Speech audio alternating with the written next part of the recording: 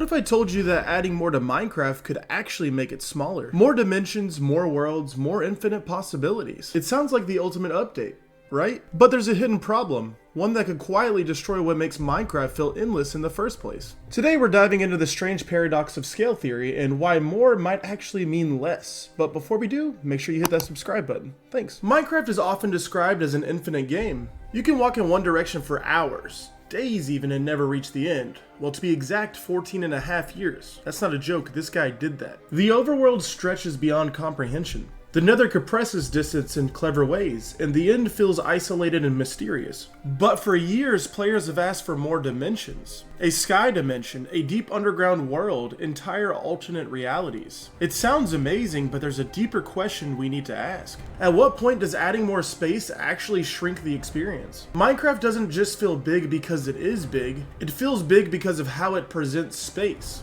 When you spawn into a world, everything is unknown. Every direction holds possibility. You don't know what's over the next hill, beyond the ocean, or deep underground. That uncertainty is what creates scale.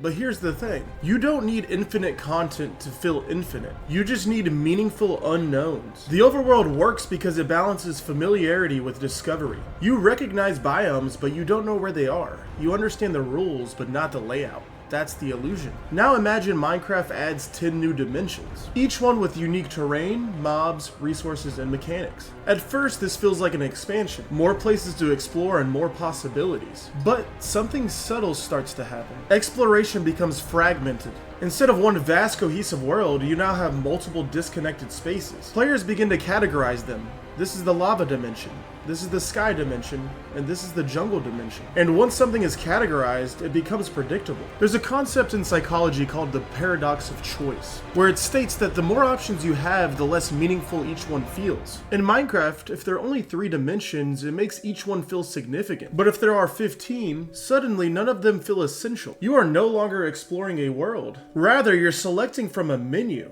But here's where things get really interesting. Minecraft doesn't feel big because of how many places exist. It feels big because of how far away things feel. Distance creates effort, and effort creates value. When you travel thousands of blocks to find something rare, it matters. But if that experience is replaced with just go through a portal to a new dimension, you remove the journey and the build-up. And without build-up, discovery feels smaller, even if the content is technically larger. If every dimension is unique, then uniqueness stops being special. The Nether works because it contrasts the overworld. The end works because it feels empty and final. Each dimension has a clear identity. But if you flood the game with too many dimensions, the identities start to blur. Players stop being surprised. Instead of asking, what is this place? They start asking, which version of this is this? And that shift from curiosity to classification is what shrinks the experience. So here's the paradox.